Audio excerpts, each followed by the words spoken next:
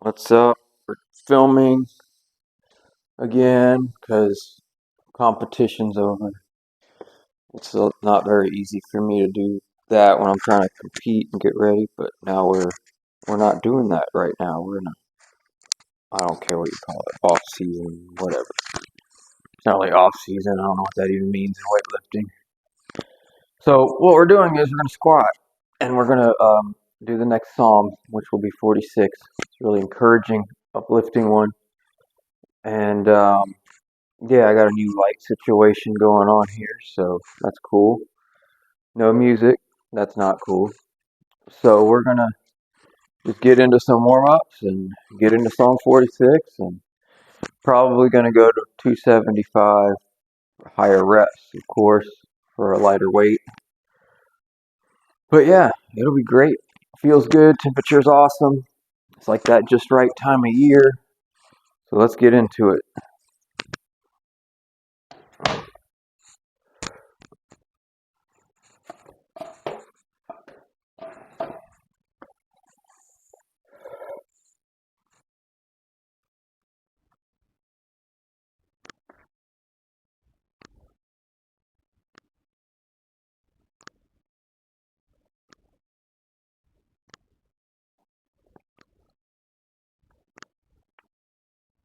Oh yeah.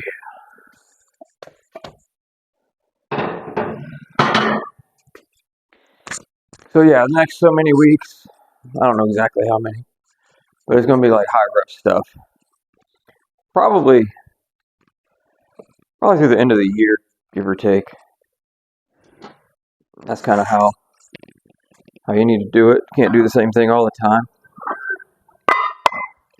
You'll get burned out on it. You'll get hurt. Something. Got to keep mixing it up.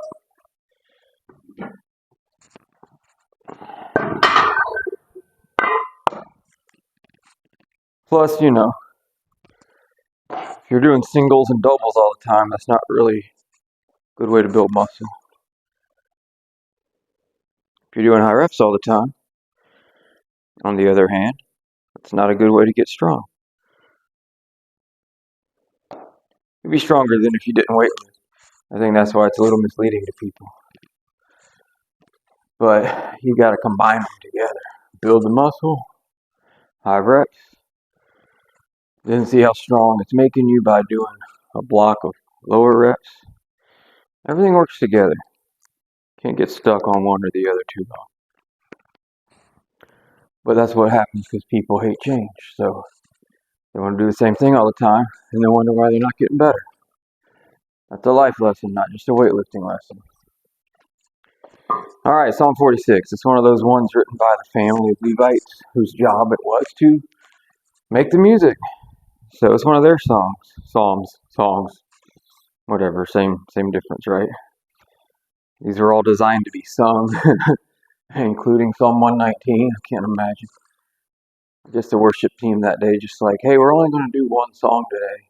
Oh, it's Psalm 119. Oh, yeah, that had to go over really good. Anyway, God is our refuge and strength, a very present help in trouble. Starting off great, right? You kind of know, or letting us know, this is a very positive, uplifting psalm. It can be, um, you know, we could really take parts of this even and make praise and worship songs off of this one for real.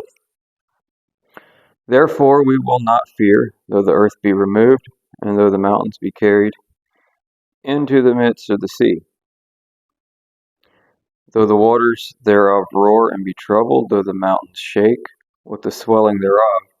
And then it's got that word Selah, which means like pause, meditate, think about it. So these first three verses, we have an obvious contrast. God being a refuge. What's a refuge? It's a place you can get away from it all, hide from it all. That's what God wants to be for us. The person that we can go to get away from it all, to hide from it all. Why? What are we trying to hide from exactly, though? Okay, There's fear because the earth is being moved, mountains falling into the sea, waters roaring and troubled. Well, it makes sense. If a mountain falls into the ocean, of course it's going to disrupt the water. Kind of obvious. And then, of course, mountains shaking with the swelling of the sea. So you kind of see the back and forth now. The mountains are causing problems to the ocean. The ocean is causing problems to the mountains. So if you think of it in terms of like the extremes, the mountains high, oceans low, everything in chaos from the highest to the lowest. It's all in upheaval, but it starts off with God as our refuge and strength, a very present help in trouble.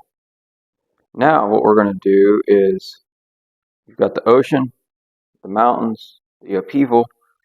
Now he's going to bring in another water reference. There is a river. Okay, that's a little bit calmer, just a river. The streams usually very calm. Whereof shall make glad the city of God, the holy place in the tabernacle of the Most High. So we'll stop there, pause for a second, and think about that contrast now. Because the tabernacle, again, is a very quiet, restful, worshipful place compared to what is going on in this world of oceans and mountains. Now you're calm stream, calm river, tabernacle of God. So that's why he can be our refuge and strength, right? You see the contrast there.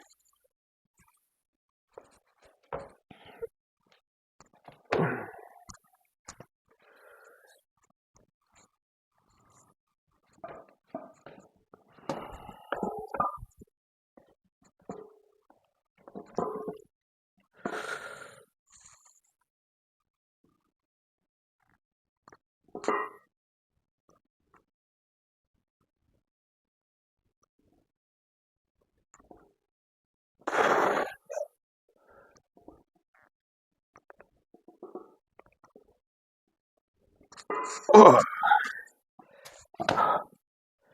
yeah, that's heavy.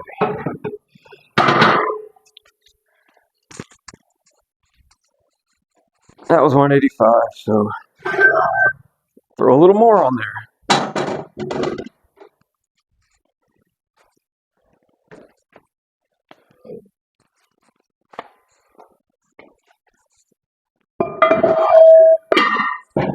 Oh, that was loud. Maybe.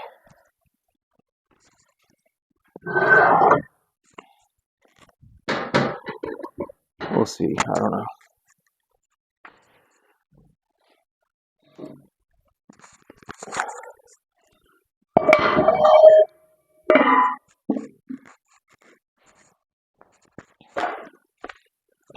All right. Oh, and the microphone's still working too. That always helps. It's got this little light on it. Sometimes, it just stops working. I think it's charged, but obviously it's not. All right, so we have the contrast. Now, it gets even better. I stopped there because it was time to lift more weights, but it gets better. Because you got the tabernacle, you've got the quiet river. Oh, and guess what else you got? God himself, verse 5. God is in the midst of her. She shall not be moved. God shall help her, and that right early. So, what a contrast. Because it's almost like he wants us to vision God being our refuge and strength, the quiet river, the stream, the tabernacle, God in the middle of that. Now you see the chaos and the confusion of the mountains, the oceans, all that going on. No mention of God in the middle of that chaos. Mostly because God's not the author of confusion and chaos. He's the author of peace. So it goes on. Verse 6. The heathen raged, the kingdoms were moved. He uttered his voice, the earth melted. That's hilarious. It makes me think. I don't know back then how people visioned the nations of the world, because mostly back then they didn't even know about a lot of what was going on in the rest of the world. But one thought I have is, because we know so much nowadays, TV and all this stuff, you got the United Nations and different groups of people that meet, whatever the what do they call that summit they always have in Europe, and it's like nations coming together to try to sort things out. But ultimately, they have no power, because God's in control of everything. And the heathen raged, verse 6, the kingdoms were moved. Now, it doesn't really say why. It could be moved because of war. Borders get moved. Could be moved because could be a reference to just how God, over the course of human history, is always, involved in ways that they don't want to admit, which is why you have so many empires throughout history that have only lasted a few hundred years apiece before they've turned into something else. But it goes on, the Lord of hosts is with us. The God of Jacob is our refuge. That word again, Selah. So here's the contrast. Again, God is with us. That's happening over there. The chaos, the confusion, the upheaval. Because it goes from nature, now it's gone to humanity. Now he says, come, behold the works of the Lord, what desolations he hath made in the earth.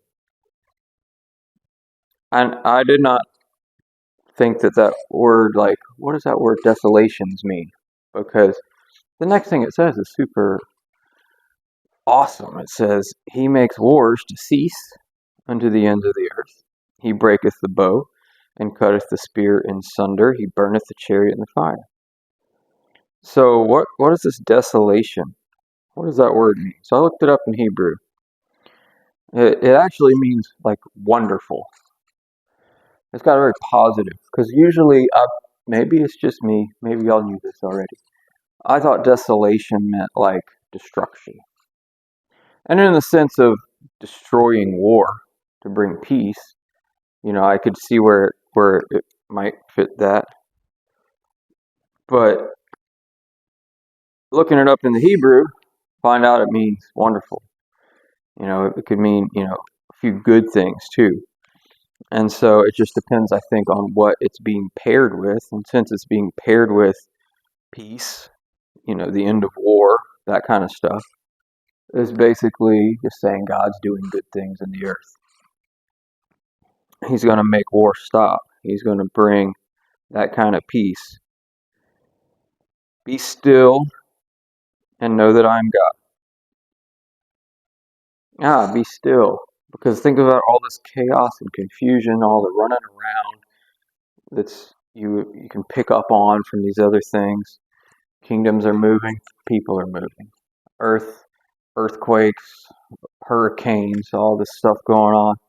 That causes people to get antsy and to move around. Verse 10, just be still. Be still and know that I'm God. I will be exalted among the heathen. I will be exalted in the earth. The Lord of hosts is with us. The God of Jacob is our refuge. And that word again, Selah. So there you go. That is Psalm 46.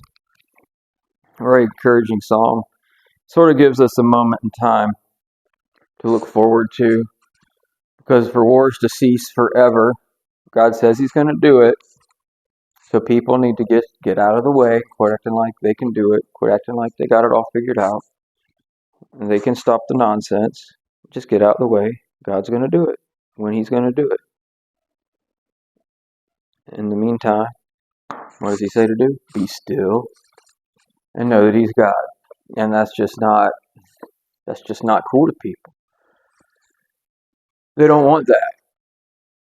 They want to do their thing. They want to do it their way. They want to be the one that makes it all happen. Sort of like Donald Trump with peace between Israel and Palestine, the Gaza Strip. How long does it have to last for it to actually count? Because it's been multiple times. There's this phrase from when I was a kid I used to hear all the time: "Peace in the Middle East." Well, that was when I was a kid. They're still fighting. What's it going to take? It's going to take people getting out of the way, realizing the only person that can bring peace is God. And they're not into that. Because if God makes peace happen, then Donald Trump or Bill Clinton or whoever can't stand up there, whichever decade it is, and say, "I did that." Because a month later they're fighting again. But it says he's going to make it forever. It's going to stop forever. Pretty great stuff. All right, let's knock out 10 of these.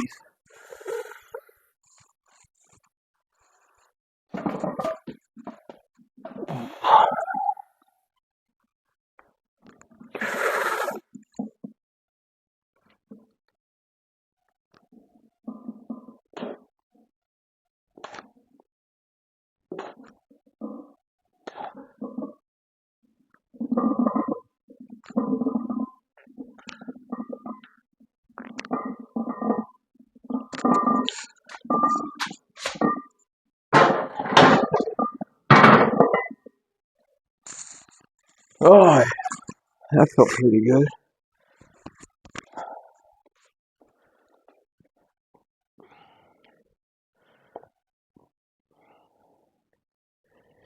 Yeah, there's so many things that I don't know if it's just because I'm the age I am, or it's just a matter of remembering or paying attention to history. So here's a little history, if you're interested. I'll try not to make this loud. There we go. So I heard somebody say this on a podcast, and they weren't anyone like super famous, I don't think, but famous enough for YouTube to put them in my feed. So maybe they're famous. I don't know. So the guy says, it was just like last week or two. He goes, Charlie Kirk was the first Christian martyr in American history. And I'm just kind of laughing to myself, like, dude. Because, it's a podcast, and everyone there's going to nod and agree. And people are dumb, so everyone's, like, liking it and stuff. They had a bunch of whatever they do on YouTube. So I thought, man, that just doesn't sound right. Let me think about this a little bit. So, anybody remember a girl named Cassie? I mean, if you're my age, you should. Cassie, does that name ring a bell? Does it? Okay, let me throw out another name you might remember. Columbine? Anybody remember that name? Columbine was a school in Colorado. Two guys from the school went in there with their trench coats and combat boots, started shooting up the place. They were real, anti-God types, and that was one of the things they were targeting, Christians. And so of course they don't kill everybody in the school, so people are hiding behind bookshelves or something. And so they hear him go up to Cassie and say, "Do you believe in God?" She said, "Yes." He said, "Why?" Shot her. Now, I don't even know if she'd be considered the first Christian martyr in America. But if you're only doing like revisionist history, modern America, that was in the 90s. So that wasn't that long ago, and yet we forgot about her already because I guess she wasn't famous before that. But I'm sure there's plenty of people on the frontier trying to preach the gospel to whatever you want to call the people they came across, whether from Native Americans or Hispanics from Mexico or anywhere to the west as people are going. I'm sure plenty of people were killed for being Christians and trying to bring something new and different to society out there. So, yeah, he wasn't the first Christian martyr, but that doesn't mean we shouldn't remember him and celebrate what he did and all that good stuff. Let's just not overplay our hand with it, I guess is what I'm saying. So we're going to do some of this stuff in a minute, but you've seen me lift, you've heard me talk about the Bible, so we pretty much wrap the video up. Go out and have a good day if you want to.